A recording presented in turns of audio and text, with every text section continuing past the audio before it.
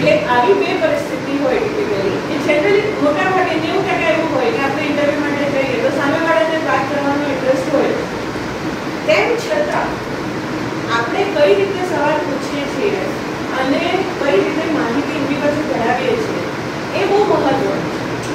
બરાબર, વાત કરવાની તો એમની ઈચ્છા છે, પણ મને યાદ છે જ્યારે હું જર્નલિઝમમાં હતી ને, પહેલાં પ્રિન્ટમાં હતી ને પછી આજે સુરભીની વાત કરી કે સુરભી પહેલાં એક ન્યૂઝ ચેનલમાં મેં કામ કર્યું, તો ત્યારે ન્યૂઝ ચેનલવાળો આપણો કોન્સેપ્ટ જ બહુ નહોતો. એટલે અમે લોકોને બાકાયદા ટ્રેનિંગ આપવામાં આવે કે કેમેરા ચાલુ છે તો તમારે કઈ રીતે સવાલ પૂછવાનો, તો સામેવાળો જે જવાબ આપે તો કઈ રીતે વધારેમાં વધારે માહિતી આપે, એનો એક બેઝિક પ્રિન્સિપલ મને યાદ આવે. હવે આ જે છે ને, તમે ખાલી ન્યૂઝ જર્નલિઝમ માટે નહીં, તમે કોઈને પણ મળવા જાઓ, તમે કોઈ સાહિત્યકારને મળવા જાઓ, તમે કોઈ આર્ટિસ્ટને મળવા જાઓ, ત્યાં પણ આ વસ્તુ કામમાં આવશે. અને નિયમ એવો છે કે યસ નો ક્વેશ્ચન નહીં પૂછવાના.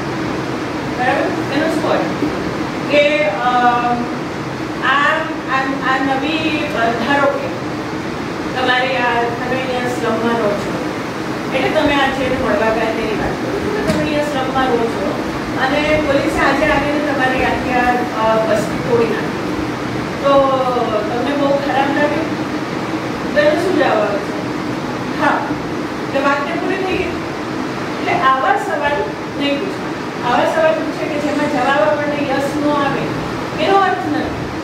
બરાબર છે? એક તો ખાસ કરીને કેમેરા ચાલુ હોય ને ત્યારે યસ નો વાળા જવાબનો કોઈ અર્થ ના હોય. અને બીજું કે તમારે એની પાસેથી માહિતી કઢાવી, તમારે એની ઇમોશન સમજવી છે કે એને શું થયું. નો ડાઉટ વી નો કે એમને જો થયું છે, એનું ઘર તોડી નાખવામાં આવે છે, પણ કયું, કેવી રીતે, શા માટે? એટલે સવાલ એ રીતે પૂછવાના કે તમને માહિતી વધારે મળે, યસ નો નહીં. સો ફોર એક્ઝામ્પલ તમે એમને પૂછો કે આજ તમારા ઘર તૂટ્યા, એના લીધે તમને તમારી લાઈફમાં હવે શું અસર થશે? બરાબર છે? આના લીધે તમારા બાળકો ઉપર શું અસર થશે? ઘણા એવા હોય, મારો અનુભવ છે કે છોકરાઓની સ્કૂલ ચાલતી હોય અને પોલીસ આવીને મસ્તી આખી તોડી નાખે, ટેક્સ્ટ બુક ફાડી નાખે, તો કેટલું ભયંકર છે. પણ એ જ્યાં સુધી આપણે એમને એવી રીતના સવાલો નહીં પૂછીએ ત્યાં સુધી આપણે એ માહિતી આપણી પાસે આવશે નહીં.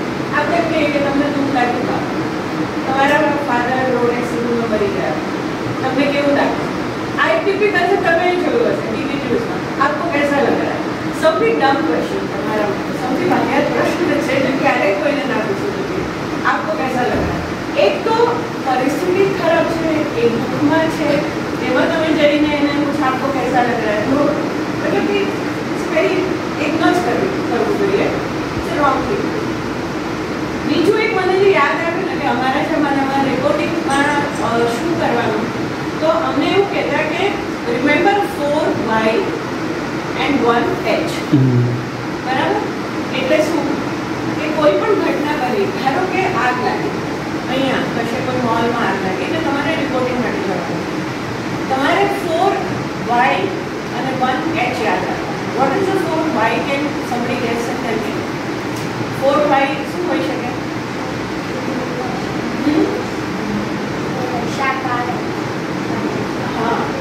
વાયથી ચાલુ થતો એવો કોઈ શબ્દ છે ને?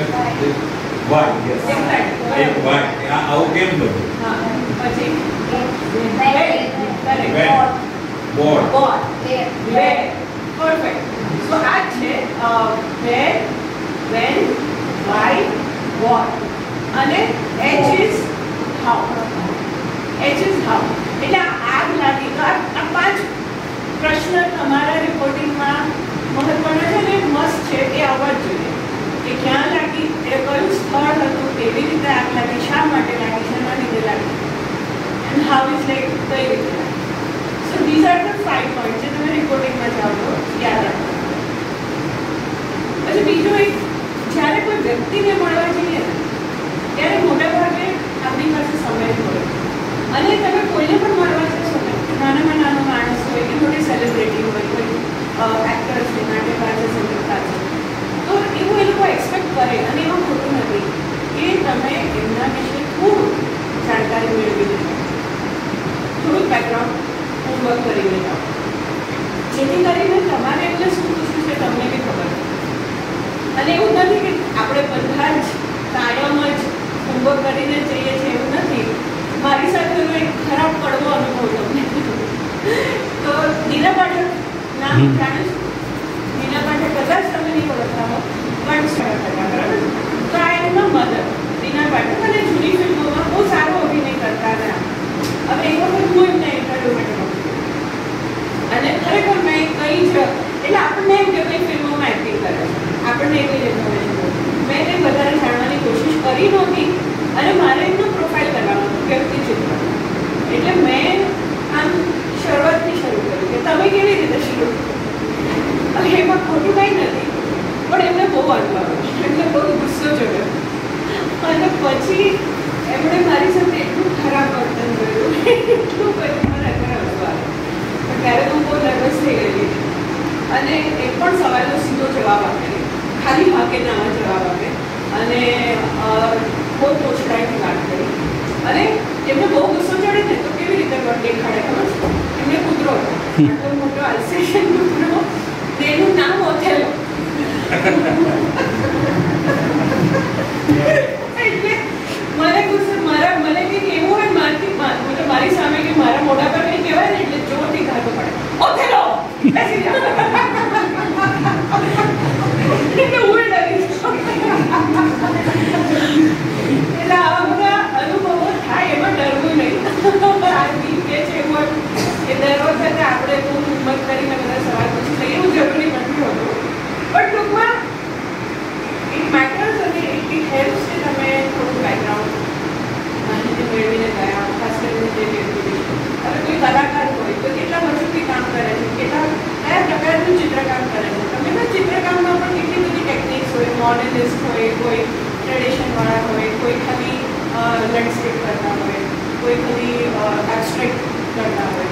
તો થોડુંક એમના વિશે બને. અને હા, જે અમારા જમાનામાં નહોતું અને જેની મને બહુ જ ઈચ્છા થાય છે તમારા બધા માટે, તે એ છે કે તમારી પાસે ગૂગલ છે. તમને લગભગ જે જોઈએ તે માહિતી અને જે વ્યક્તિ વિશે જોઈએ તે માહિતી તમને ગૂગલ ઉપરથી મળી જશે, બરાબર? એટલે એટલું બધું ઇઝી છે તમારા માટે. અમારા જમાનામાં શું હતું કે અમેરિકાના છાપા વાંચવાનું હોય તો, એટલે આપણે મુંબઈમાં પરામાં રહેતા હોઈએ તો છે ચર્ચે જવાનું, ત્યાં યુએસઆઈએસ ક્લબ છે ત્યાં જવાનું, એની લાઇબ્રેરી જવાનું, ત્યાં જઈને છાપા વાંચવાનું, તે ખરીદવાના તો પૂછાય.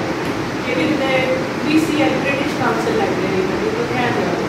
હવે તમારે માટે આ બધું ઉપલબ્ધ છે, એટલે એનો પૂરેપૂરો ઉપયોગ તમારે કરવો જ જોઈએ. અત્યારે for example just simple question, આજની તારીખમાં અથવા છેલ્લા 2-3 દિવસમાં કયા ન્યૂઝ બહુ ચડ્યા છે ખ્યાલ છે? ઇન્ટરનેશનલ એક ઘટના, સામાન્ય ઘટના પણ બહુ અન્યુઝ છે. કોઈને આઈડિયા છે? એક કનાલ વિશે છે, સુએઝ કનાલ છે, બરાબર? અને સુએઝ કનાલનું બહુ મહત્વ છે કે એ એક આ બાજુ પણ આ બાજુના સમુદ્રને આ બાજુ બે ખંડને જોડતી કનાલ છે. અને જ્યાં દિવસના હજારો શિપ્સ આવજા કરતા હોય ત્યાં એક મોટું જહાજ આડું ફસાઈ ગયું. હવે કનાલ એટલી બધી બદલી છે, ઇજિપ્તને લાગેલી છે સુએઝ કનાલ, અને અઠવાડિયાથી એ આટલું મોટું શિપ એવું ફસાયેલું છે કે એને હલાવી નથી શકાતું. એના કારણે બંને બાજુ હજારો શિપ્સ અટવાઈ ગયા છે. અને એ શિપ્સમાં શું હોય? કાર્ગો હોય, જે એક દેશમાંથી બીજા દેશમાં જાય. તો એને લીધે આખા વર્લ્ડની આમ જુઓ ને તો બધી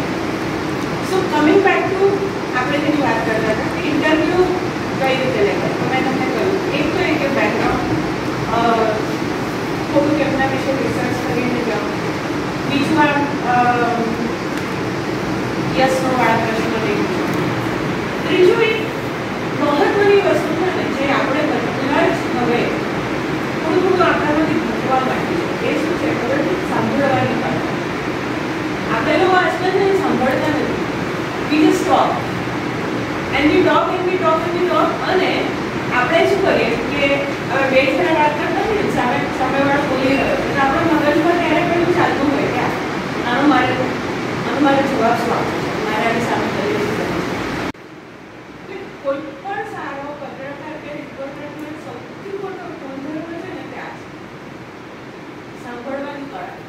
તમારે બહુ જ પેશન્ટલી અને ધ્યાનપૂર્વક સાંભળવાનું શીખવું જોઈએ. મને તો એવું લાગે કે એ લિટરલી એક કળા વિકસાવવા જેવી, શીખવા જેવી કે હાઉ ટુ લિસન.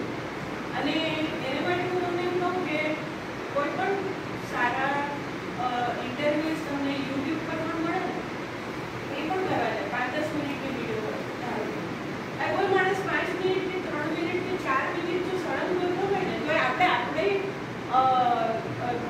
જોવા જેવી, આપણા માટે કરવા જેવી આ એક એક્સરસાઇઝ છે કે શું આપણે એમને 4 મિનિટ ધ્યાનપૂર્વક સાંભળી શકીએ છીએ કે આ બહુ મહત્વનું છે. કારણ કે જ્યારે તમે આવી રીતે રેકોર્ડિંગ માટે જર્નલિઝમના કે કોઈ પણ બીજા કાર્યક્રમ સંસ્કૃતિ જેવો કોઈ કાર્યક્રમ છે તેમાં જાઓ ને ત્યારે આ બહુ મહત્વનું છે આ કામમાં સાંભળવાનું. બરાબર. પછી બીજો મુદ્દો મને યાદ આવ્યો હતો કે એમ્પથી સહાનુભૂતિ, સંભાવ. હા, એટલે હવે આ જ વસ્તુ મેં જ્યાં ઝુંપડપટ્ટીની દાખલા મુંબઈમાં ખબર પડી કે પોલીસ કોન્સ્ટેબલ આખી બહુ મોટી ઝુંપડપટ્ટી હતી થોડી, એટલે હું રિપોર્ટર હતી એટલે અમે કરીને ગયા. તો ત્યાં પછી છે ને થોડુંક સહાનુભૂતિ દેખાડવી જરૂરી છે, પણ એટ ધ સેમ ટાઈમ પત્રકારનો બેઝિક પ્રિન્સિપલ શું છે કે તમારે ઓબ્જેક્ટિવ રહેવું. બરાબર. ઓબ્જેક્ટિવ વસ્તુલક્ષી જેવું છે એવું જોઈએ. એટલે એમાં આપણે ઇમોશનમાં તણાઈ જવાનું નથી, પણ એટ ધ સેમ ટાઈમ થોડાક સિમ્પથેટિક, થોડાક એમના વિશે સહાનુભૂતિ રાખવી એ જરૂરી છે. હવે એનું તમને હું બીજી સાઈડ દેખાડું. મુંબઈમાં હોય કે બીજે કશે પણ હોય તમે જોયું, અને આમાં હું આમાં કંઈ સાચું ખોટું એવું જજમેન્ટ નથી આપતી, પણ છે ને દરેક માણસ થોડોક પોતાના સ્વાર્થને કારણે એ લોકોને પણ આવડતું કે હવે પોલીસોએ બસ્તી તોડી નાખી છે અને હવે આ બધા રિપોર્ટર આવ્યા છે તો એની સાથે અમારે કઈ રીતે વાત કરવી. એટલે એ થોડુંક વધારે લોકો કરશે, થોડુંક વધારે દુઃખદ પોતાની વાતને વધારે દુઃખદ બનાવી. કોઈ કહેશે કે મેં હમણાં જ મારા ઘરમાં 50 હજાર કરી છે, કોઈ કહેશે કે મારે હમણાં જ 10 કિલો ઘઉં ચોખ્ખા થયા હતા અને આ રીતે.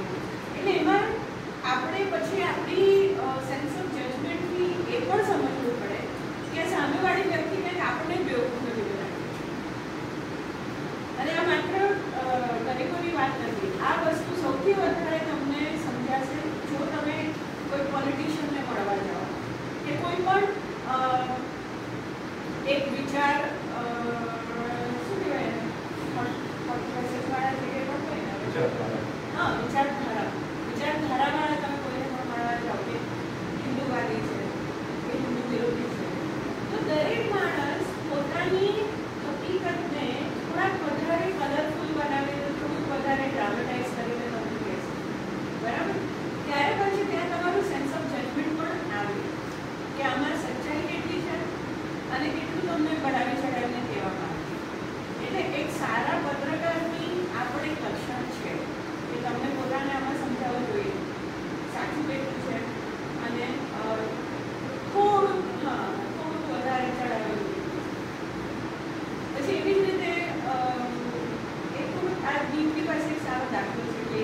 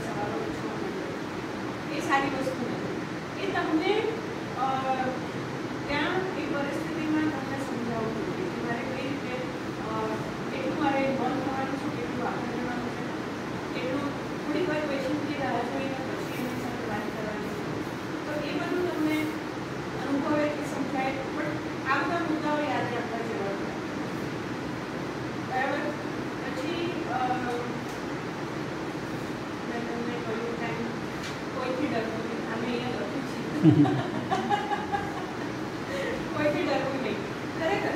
અને આમાં મારો બધાનો અનુભવ કહું તો બે સિચ્યુએશન, એક રાજકારણીઓ અને બીજા, કારણ કે હું મળી છું અંડરવર્લ્ડ, ત્યારે મુંબઈમાં છે થોડુંક અંડરવર્લ્ડ વાળું પણ બહુ એટલે અંડરવર્લ્ડ એટલે સમજાય ગુંડા અને ઇલીગલ સ્મગલિંગ કરતા હોય અને ઇવન કોંગવાદમાં બધા મારફાડ ને તોડમતોડ નાખી.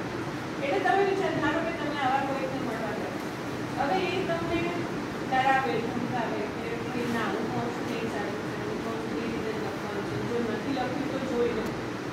એવું બધું એ પરિસ્થિતિ આપણે બી અપેક્ષા રાખીએ કે પરિસ્થિતિ તમારે ભોગવવાની ના આવે, પણ આવે તો ડરવું નહીં. તમારું કામ છે સિન્સિયર રહેવાનું, ઓનેસ્ટ રહેવાનું, ઓબ્જેક્ટિવ રહેવાનું. અને મોટા ભાગે છે ને આ બધા કાગળના ભાવ કહેવાય ને, કાગળના ભાવ તેવા હોય એ તમને એ જુએ, એ તમારી નસ પારખવાની કોશિશ કરે કે આ કેટલો ડર છે આ માણસ, એ જેમ એને જ લાગે ને કે આ ડર છે તો એ તમને વધારે. એટલે નીડર રહેવું, ખાસ કરીને રિપોર્ટરનું કામ છે ડરવું નહીં, કોઈથી પણ ડરવું નહીં. એવી જ રીતે કોઈથી પણ પ્રભાવિત થવું, બરાબર. સેમ થિંગ ફોર એક્ઝામ્પલ, હું બાલ ઠાકરેનો મેં ઇન્ટરવ્યૂ કર્યો હતો 1992માં મુંબઈમાં બહુ જ ખરાબ કોમી હિંસા થઈ ત્યાર પછી. તો બાલ ઠાકરે એક પોતે જ એટલા બધા શિવસેનાના હેડ હતા, એનો તમે એમના વિશે બહુ વાંચ્યું નહીં હશે, પણ એની મૂવી પણ બનાવી અને ભયંકર કોમવાદી, ભયંકર હિન્દુવાદી. તો એ જવાબ પણ આપેલો તો એવી રીતે કે આપણને ધમકાવી આપે. પણ આપણે એને જે સવાલ પૂછવા છે એ આપણે ડરી રહેવાનું, આપણે જે સવાલ પૂછવાના એમનાથી ડરવાનું નહીં. એવી જ રીતે આપણે તમને જે ટૂંકાઓની વાત કરી તમે તમારું કામ કરો. અને બીજું પહેલો પ્રિન્સિપલ કાયમ યાદ રાખો કે બધાને પોતાના વિશે વાત કરવાનું ગમે છે, પોતાના વિશે વાત કરવાની, પોતાના વિશે બોલવાનું ગમે છે. અશ્વિન નાઈક કરીને એક ડુંગર હતો, બહુ મોટો ડુંગર મુંબઈ. મેં એનો ઇન્ટરવ્યૂ ક્યાં કર્યો ખબર છે? જેલની અંદર. અને જેલમાં મુલાકાતીઓનો જે સમય હોય ને ત્યારે હું એની 25 આવી ગઈ હતી અને લિટરલી પેલી જાળીની આ બાજુથી આમ, એટલે અમે આ બાજુ પેલો એની અંદરની બાજુ કે એમાં બીજા બધા આ બાજુ 10 આ બાજુ 15 બધા કેદીઓ પોતપોતાના સગાવાલાઓની સાથે વાત કરતા હોય કે ભાઈ અંદર ઊંધી ઘોંઘાટ આ તે બધું. પણ એની વચમાં મેં ફટાફટ એનો ઇન્ટરવ્યૂ કર્યો, જવાબ લખ્યા આ રીતે. એટલે be prepare for any kind of situation and ડરવાનું. અને આપણું કામ છે આપણે બરાબર ઓનેસ્ટી, સિન્સિયરિટી અને હિંમત કરવાની. બીજું એક છેલ્લી વાત કહું, આજકાલ કે આજની તારીખમાં છે ને આપણી પાસે ગેજેટ્સ પણ બહુ બધા છે. તમારા ફોનમાં તમે રેકોર્ડિંગ કરી શકો છો અથવા કોઈ પણ પ્રકારના પેલા નાના રેકોર્ડિંગ ડિવાઇસીસ આવે છે. તો એ સાથે બને તો એ સાથે રાખવું અને રેકોર્ડ કરવું.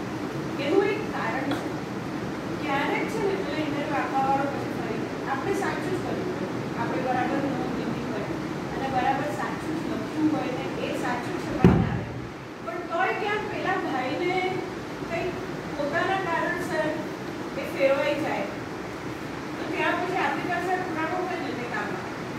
હવે એનો એક દાખલો આપીને હું મારી વાત કરું છું અને એનું નામ હું નહીં આપી શકું, પણ બહુ મોટા સાહિત્યકાર, બહુ મોટા ગુજરાતીના હાસ્યકાર હું એમને મળવા ગયેલી અને વિષય એવો હતો કે બીજી વારના લગ્ન ટકે છે.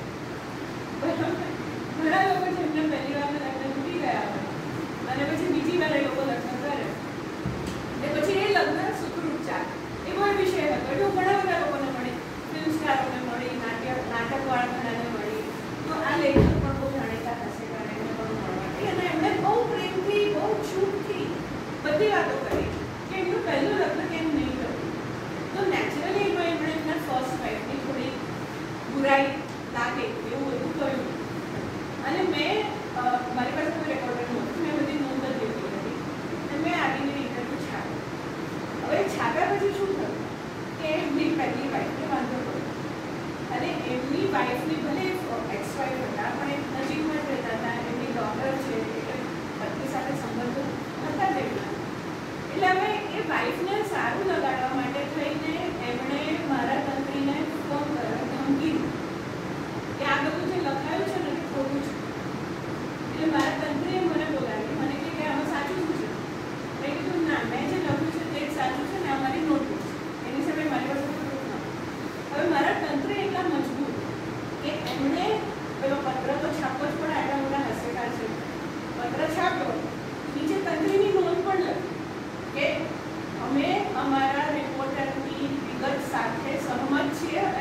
Stand by. એટલે આવું છે કે તમે એક રેકોર્ડિંગ ડિવાઇસ લઈને જાઓ કે કંઈક સાથે કંઈક પ્રૂફ વાળું કંઈક રાખો તો એ તમને કામમાં આવે. બરાબર? તો તે રાખ્યું પછી કંઈ સવાલ હોય તો પૂછી લો. એ તંત્રીનું નામ તો કયો? તંત્રી કેતન સંઘવી.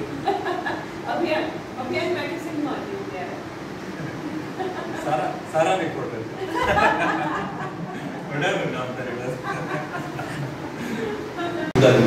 અમિતાભ બચ્ચન ગ્રેટ. પહેલી વાર મને મળ્યો 1996 બેંગ્લોરમાં મિસ વર્લ્ડ નામની સ્પર્ધા હતી. આ દુનિયાની સૌથી સુંદર સ્ત્રી કે એની સ્પર્ધાઓ થાય એકવાર એક જ માત્ર વાર ભારતમાં થઈ. અમિતાભ બચ્ચનની કંપની એવી હતી. તો અમને બધા પત્રકારોને બોલાવેલા. પત્રકારો આમ છે ને માણસ જેવા એટલે સારા ખરાબ હોય અને ખરાબ વધારે. તો અમારા ઘણા પત્રકારો અમારે સારી 5 સ્ટાર હોટલ નથી, અમને આ સગવડ નથી, અમારી પ્રેસ બરાબર નથી, એ બધી ફરિયાદો. તો અમિતાભ બચ્ચનના જે માણસો એની પાસે ફરિયાદો કરી અમને સગવડો નથી. તો નથી હા અમે કરી આપીએ. તો કે નહીં, અમિતાભ બચ્ચનને બોલાવો, અમારે એમને જ આ બધી ફરિયાદો કરી. હવે એટલે અમિતાભ બચ્ચન બિચારા ટેન્શનમાં, એમને એક્ટિંગ આવડે આ બધું ના આવડે તો એને પરાણે બોલાવ્યા. પછી આમ બેઠા અને અમે બધા આમ તમારી જેમ બેઠા અને એટલા એને સતાવ્યા અને इतना गरीबड़ा जी मैं कर दूंगा जी आपके प्रॉब्लम सॉल्व हो जाएगा जी उधर मैं फैक्स मशीन लगा दूंगा जी आपके बाथरूम में पानी नहीं आ रहा है मैं करवा दूंगा. આવી બધી હેરાન કરતી હતી. એકદમ થાકેલા હારેલા ગરીબડા અમિતાભ બચ્ચનને મેં પહેલી વાર જોયા. એના 2 કલાક પછી ફંક્શન શરૂ થયું. પેલું આખું બ્યુટી પેજન્ટ આખા વિશ્વમાં એક સાથે લાઈવ પ્રસારણ થવાનું હતું અને એ 8 વાગે શરૂ થવાનું હતું અને 7:30 વરસાદ અને ખુલ્લું મેદાન. આખું ફંક્શન ચોપટ થઈ શકે.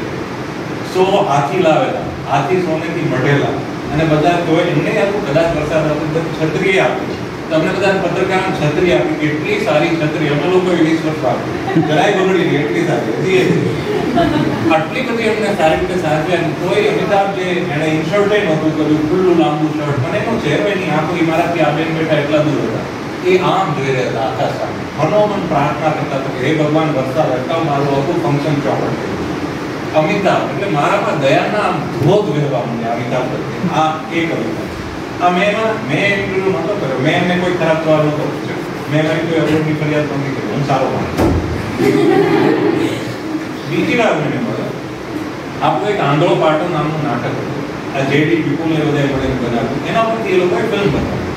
તો અમિતાભ એમાં હીરો.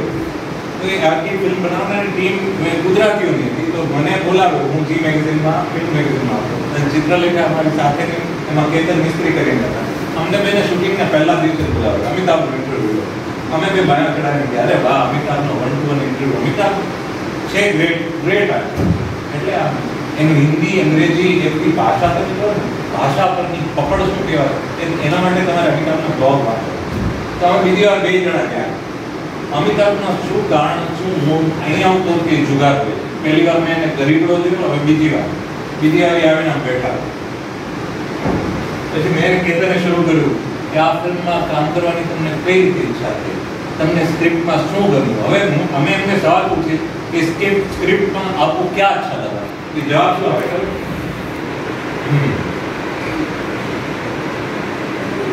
ઝાડ જોવે, પંખી જોવે, સેટ જોવે. સવારના જવાબમાં એટલે અમારા જવાબમાં લખવાનું. અડધો કલાક હું ને કેતન પરસેવે રેત જે 25 સવાલ પૂછ્યા, ન સૂચે એવાય પૂછ્યા. બધામાં હું અથવા અચ્છા ઓકે રાઈટ ફલાણ ઢીકું. એટલે તમે આમ અડધી કલાક ગાય દો ને 3 ટીપા દૂધ નીકળે એટલું ઇન્ટરવ્યુમાંથી નીકળ્યું. હવે અમારે લખવાનું શું કહેવા ઓફિસમાંથી? મેં તો યાર આ અમિતાભ મરી ગયા બાપરે. હવે આનો કોઈ ઇન્ટરવ્યુ ન થાય. ત્રીજી વાર મળવાનું ત્યારે પ્રેસ કોન્ફરન્સ હતી. એની વક્ત નામની ફિલ્મ બની રહી હતી. એમાં પિતા પુત્રની વાર્તા અને બહુ જોરદાર વાર્તા. તો પિતા તરીકે અમિતાભ બચ્ચન હતા પણ પુત્ર તરીકે અક્ષય કુમાર. એટલે મને ત્યાં પત્રકારો થોડા ફળી વાત તો કરે એટલે એટલી ફળી કરવાની તો મારામાં ટેવ છે. તો મેં એમને પૂછ્યું, મેં કીધું અને ત્યારે અભિષેકે ફિલ્મ કરિયર શરૂ કરી એને 1.5-2 વર્ષ થયું. એટલે મેં અમિતાભને પૂછ્યું કે સર આપ पिता हैं, आपका बेटा आगे आ रहा है, तो आपने इस फिल्म में बेटे के साथ क्यों अभिनय नहीं किया?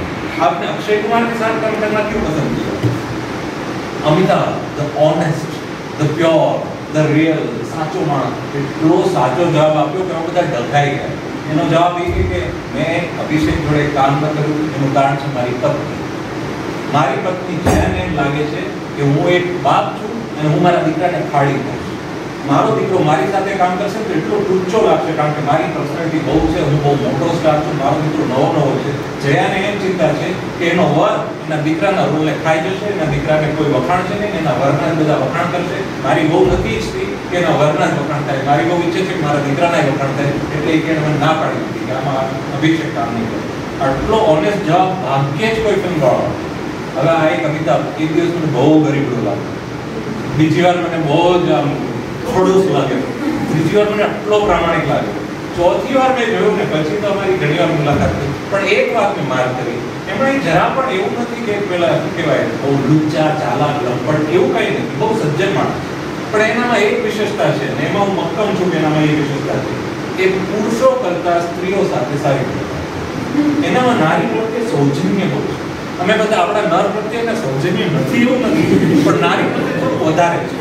એ કોઈ નારી આવશે તો ઊભા થઈ જશે, એ આમ કારમાંથી આવશે દરવાજો ખોલી આવશે, બહુ જ પ્રેમાળ જૂના જમાનાના અને સાચા સૌજન્યશીલ વ્યક્તિ. એટલે આ એનું સદગુણ. પણ ત્યાર પછી તંત્રી તરીકે મારે 3 વાર ઇન્ટરવ્યુ કરાવવાનું થયું ત્યારે મેં આઈ સો ટુ ઇટ કે અમિતાભ ઓકે બધા પુરુષો જબરદસ્ત આવે આ 3 મહિના તું જા.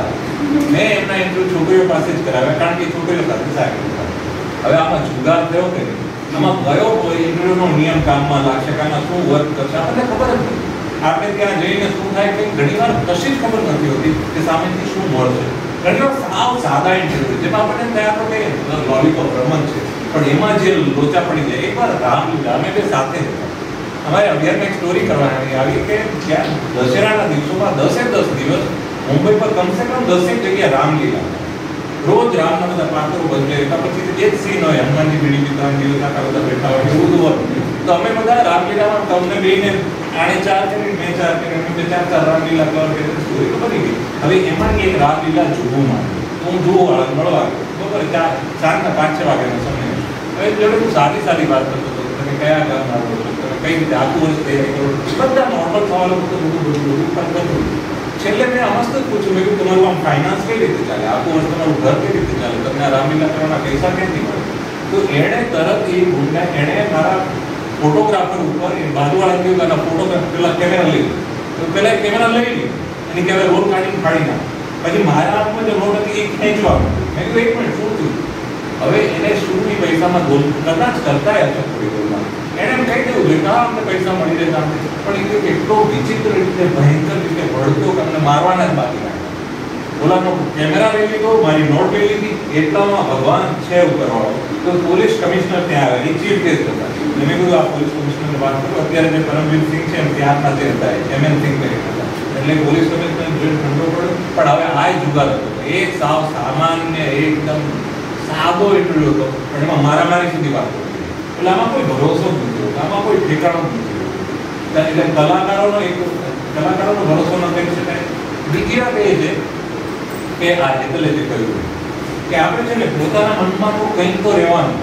આજે તમને એમ કે સુરેશ જોશી તો હવે નથી પણ તમને સુરેશ જોશીનો ઇન્ટરવ્યુ કરવાનું કહેવામાં આવે તો પહેલી વાત તમે સુરેશ જોશીનું થોડુંક વાંચેલું થોડું અને વાંચ્યા પછી તમારા મનમાં ઘણા ભાવ હોઈ શકે પણ તમને સામાન્ય 2 ભાવ યા તો તમને ખૂબ જ અહોભાવ કરવાનો ધ ગ્રેટ સુરેશ જોશી બાપ રે બાપ આનાથી આગળ ગુજરાતી માંગો અથવા તમને એવું પણ જરા વાંધો પડે કે સર તમે આટલું બધું દુર્બળ શું કામ લખો, તમે આટલું બધું અઘરું કેમ લખ્યું, લોકો સુધી પહોંચી શકે એવું કેમ ન લખ્યું, કંઈ પણ પહેલો નિયમ ને છેલ્લો અને મહત્વનો નિયમ આ છે કે તમે જ્યારે ઇન્ટરવ્યુ લેવા જાઓ ત્યારે તમારા જે કંઈ માન્યતા અભિપ્રાય પૂર્વગ્રહ તમારું વ્યક્તિત્વ જે કંઈ છે એને ફગાવીને બારીની બહાર નીકળી તમે નથી. આ છે ને જર્નલિઝમમાં 2 વસ્તુ હોય છે, એક તો તમે ઇન્ટરવ્યુ લો, બીજું વિઝ્યુઅલ હોય. વિઝ્યુઅલમાં શું કેમેરા જે છે રિયલનું પિક્ચર હોય, આમ ફોટો પાડે જે છે એવું દેખાવ એમાંય તે બહુ ઊંચાઈઓ થાય છે પણ જનરલી ફોટો જે છે એ રિયલ વસ્તુને ઉભારે છે. એમ જ તમારે રિયલ વસ્તુને શબ્દોમાં ઉતારવાની, તમારે તમારું ઉમેરવાનું નથી. અને આમાં હું તમને કહું ઇન્ટરવ્યુ 2 પ્રકારના હોય. એક એવો હોય કે જેમ કે મેં કહ્યું કે રામલીલા વિશે અમે બે જણાએ એક રેકોર્ડ કર્યો, તો એ 5 જણને મળી હશે, એટલે 5 રામલીલા વાળા એના 5-5 જણ એટલે 25 જણને મળી હશે. હું 5-4 રામલીલાના 5-5 જણને, એટલે કુલ તો અમે 40 જણને મળ્યા. એટલે 40 ઇન્ટરવ્યુ થાય ને પછી એક રિપોર્ટ કર્યો. હવે રિપોર્ટ છે એક સરસ સ્ટોરી બની. એટલે આ એક પ્રકાર પર છે જેમાં તમે ઇન્ટરવ્યુ અનેક લોકોના કરો છો ને સ્ટોરી એક બને. તો ત્યાં એ જે સ્ટોરી બને ત્યાં એક એનો એક સુર હોવાનો, ત્યાં તમારો અભિપ્રાય પણ કદાચ મેગેઝિનમાં હોવાનો. તમે પોતાની તમારી સ્ટોરી બનાવો છો કે આ દુનિયા, ધારો કે ભાવનગર જિલ્લામાં પ્રશાસન કેવું, એવી તમને સ્ટોરી કરવામાં આવે તો તમે કલેક્ટરને મળશો, તમે ડીએસપીને મળશો, તમે સિવિલ સર્જનને મળશો, જે ગામના આગેવાનો છે મળશો, અને પછી તમે એક સ્ટોરી લખો કે ભાવનગરમાં પ્રશાસન સારું છે કે ખરાબ છે કે જે એમાં એક માણસનો ઇન્ટરવ્યુ કરો ત્યારે તમે બધી માહિતી ભેગી કરી, પણ પછી બધી ભેગી કરીને સળંગ ઇન્ટરવ્યુ કરો છો ત્યારે એક રિપોર્ટ બને, ત્યાં તમારો વ્યૂ હોય. પણ એમાં એ તંત્રીના હાથમાં થોડું સારું, પણ બાકી તમારો કોઈ પણ અભિપ્રાય હોય એને ત્યાં વચ્ચે આપવા દેવો નહીં. બહુ એ એટલે કહ્યું એમાં દુનિયાની સૌથી અઘરી કળા સાંભળવું. મેં અહીંયા એકવાર તમારી જૂની બેચમાં સિદ્ધાર્થ નામની નવલકથા વિશે વાત કરી. અમારે એનું એક બહુ બ્યુટીફુલ આસ્પેક્ટ છે આર્ટ ઓફ લિસનિંગ. કઈ રીતે સાંભળવું. આપણે નથી સાંભળી શકતા.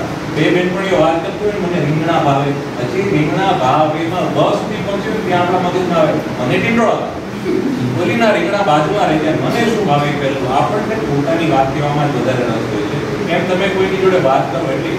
અને આ વસ્તુ હવે ઇન્ટરવ્યુ વાતચીતમાં આપણે બરાબર છે કે સામે આણે કઈ કહ્યું તો મને પરત વિચાર્યો, મને કઈ વિચાર્યો, અને દોસ્તોમાં આવી રીતે હોવું છે ખુલ્લે આમ બેફામ મને બધા પોતાની વાત કરવાનું. પણ બાકી સાચી રીત સાંભળવું હોય ને કોઈને પણ, ખાસ કરીને દુઃખી કે સુખી વ્યક્તિ, તો આ તો તમને મિત્ર તરીકે કહું કે સાંભળવાની એક જ રીત છે, સેલ્ફ સ્વિચ ઓફ, જાત બંધ. તો તમે પેલી વ્યક્તિને રિસીવ કરી શકો. તમારું મગજ જો કલબલ કરતું હશે તો પેલી વાત તમારા અંદર પહોંચે જ નહીં. એટલે આ જીવનમાં સૌથી ઉપયોગી વાત છે.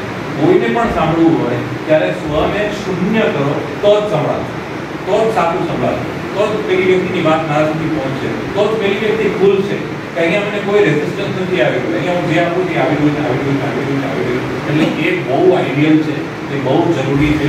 અને ઇન્ટરવ્યુમાં આ વસ્તુ અડધે સુધી, ઇન્ટરવ્યુમાં તમે 100% મગજ બંધ ન રાખો. ઇન્ટરવ્યુમાં તમે 100% આમ સાંભળો છો બરાબર છે, તમે રિસીવ જ કરી રહ્યા, પણ તમારે મેન્ટલી પાછું પછીના સવાલો તૈયાર થવા જોઈએ. એ જે બોલે જેમાંથી કયો સવાલ નીકળે છે એ પણ તમારે વિચારવું પડે. એટલે ઇન્ટરવ્યુમાં અડધું મગજ ચાલુ રાખો. ઇન્ટરવ્યુમાં પૂરું મગજ બંધ કરવાથી નથી. એમાં બે, અડધું મગજ બંધ, અડધું ચાલુ. આ બહુ અઘરું છે. એક સાથે બંને કંઈ કરો, પણ એ વગર કોઈ છૂટકો નહીં. ઇન્ટરવ્યુ સારો ત્યારે જ થશે જ્યારે તમારું અડધું મગજ એકદમ બંધ હશે અને અડધું મગજ સતત ચાલુ હશે. એને પછીનો સવાલ કે પૂછવો, એ મને ઊંધું બનાવે છે કે નહીં, એ સાચું બોલે છે કે ખોટું, એ વધારીને કહી લે છે કે ઘટાડીને કહી લે છે, એ બધું તમારી વિવેક બુદ્ધિ ભયંકર શાર્પ રીતે ચાલતી હોવી જોઈએ. એટલે આ પણ બહુ મહત્વનું છે ઇન્ટરવ્યુ લેતી વખતે, કે તમારું મગજ ચાલવું પણ જોઈએ અને ચાલવું ન પણ જોઈએ. આ બંને એક સાથે થાય તો જ. અને બીજી વાત કે તમે ઇન્ટરવ્યુમાં લાગણીશીલ બની જાઓ તો પુસ્તકોમાં એવું લખ્યું છે કે ના ચાલે, પણ મારું એવું અંગત રીતે માનવું છે કે એમાં તમારે ડરવું નહીં. લાગણી અમુક એવા પ્રસંગો હોય છે, ધારો કે તમને રડવું આવી જાય તો કશું વાંધો નહીં, રડી નાખો. હું તમને મારો એક સાદો દાખલો કહું. કારણ જે રીતે લાતુરના ધરતીકંપનું કર્યું એવી રીતે એ પણ હતી. ભુજમાં જે ધરતીકંપ થયો તો અમે બંને, મારા ભાઈ, ભાભી, માતા, પિતા, એમના સંતાનો બધા ત્યાં હતા. અમે અહીંથી 2 જણા નીકળ્યા મુંબઈ રિક્ષા અને બીજે દિવસે સવારે ક્યાં પહોંચ્યા ત્યાં સુધી અમને એ ખબર નહોતી કે એમાંથી એક પણ વ્યક્તિ જીવતી છે. એટલે એટલી એક ડ્રોમાવાળું પરિસ્થિતિ હતી. પછી અમે ત્યાં પહોંચ્યા તો અમારા બધા સગાવાલા જીવતા હતા, પણ પછી એમ જરાક પછી સ્વસ્થ થયા તો થયું કે ચાલો પત્રકાર રિપોર્ટિંગમાં જઈએ. એટલે 26મી ભૂકંપ થયો. 27મીની બપોરે લગભગ 3:30 થી 4 વચ્ચે ભુજની બજારમાં રિપોર્ટિંગ કરવાનું નીકળે છે. હવે ત્યાં બધા ઘરો તૂટી ગયેલા, લગભગ 80% ઘરો, જૂના ઘરો હતા, વચ્ચે સળિયા ન હોય, કોન્ક્રીટ વાળા નતા, પથ્થર ઉપર પથ્થર, બધા પથ્થર પડી ગયા, બધા ઘરો તૂટી ગયા. તો એવા ભર તડકામાં એક ભાઈ આખો ઘર ડુંગરો બની ગયો, આખું ઘર તૂટી ગયું, તો આખો કાટમાળનો ડુંગરો. હવે ડુંગરા ઉપર એક ભાઈ બેઠા અને મને એમ વિચાર આવ્યો કે આટલું બધું તડકો ત્યાં બેઠા શું કામ? એટલે હું એમની પાસે ગયો. હવે કોઈ મહાન ઇન્ટરવ્યુકાર, કોઈ થિયરી કાંઈ નહીં, મેં એક બહુ સાદો સવાલ પૂછ્યો અને તમારામાંથી કોઈ પણ આ સવાલ કે તમે આટલા તડકામાં કેમ બેઠા? અને આના પછી મારે કશું પૂછવાની જરૂર નહોતી.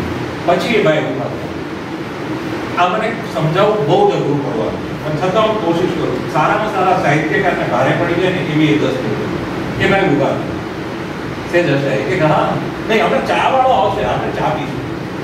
તમે અહીંયા તડકે ના એમાં એવું ગઈકાલ શું થયું 9:15 હું તો આપણે બહાર બધા હતા ને અહીંયા બધું નબળું હતું બધું પડી ગયું કે મારો ભાઈ છે અહીંયા ટોયલેટમાં આ બાજુમાં ટોયલેટ હજી મને લઈને જ જતો ટોયલેટમાં અને કે ક્યાંય બેઠો તો આમ માથું પડી ગયું આમ જ બેઠેલો આમ જ પછી મેં કહ્યું અહીંયા છે કે અરે આવો આવો લે એ તો આવ્યો ઇન્ફેક્ટ મને લઈ ગયો એના ભાઈનું છાતીથી ઉપરનું શરીર દેખાતું આમ આમ જ સ્થિર હતી આમ ફાટી ગયેલી ડરાવેલી કે એ ભાઈ મૃત્યુ પામ્યો. આગલા દિવસે સવારે 9:15 વાગે એની લાશ પાસે આ બેઠો કારણ કે એટલો બધો સામાન હટાવવા માટેની સગવડો નહોતી. આખા ગામના બધાના લોકો દટાયેલા હતા. બધા એવું ઈચ્છતા હતા કે અમારું અટાકમાં હટાવો, અમારા માણસને કાઢો, અમારો માણસ અડધો જીવતો છે એને કાઢો, આનો આખો મરેલો છે ને પછી કાઢો. એ એટલી બધી માથાકૂટો ચાલતી હતી, પણ એમાં આની એવી ઈચ્છા હતી મારા ભાઈને કાઢ. અને એ જાણતી કે હું અહીંથી હટું તો ઓલા લોકો કાઢવાવાળા આવે ત્યારે હું અહીંયા ન હોઉં તો મારો ભાઈ દટાયેલો રહેતો. એટલે માણસ સવા દિવસથી ત્યાં ને ત્યાં બેઠેલો ખોડાયેલો બેઠેલો, પણ એનું મગજ એવું કંઈક આળું થઈ ગયું કે વચ્ચે વચ્ચે વાતે હસી પડતો હતો. જે મને કોઈ રીતે નહોતું સમજાતું કે આમાં કઈ રીતે હસી શકાય. એ ઓલમોસ્ટ પાગલ પણ નથી એવો માણસ તમે હસી શકો. વચ્ચે વચ્ચે કબૂતર દેખાય, જો કબૂતર આવે, જો આપણા ચા વાળાઓ છે એ એની જે વાત ત્યારે મારી આંખમાં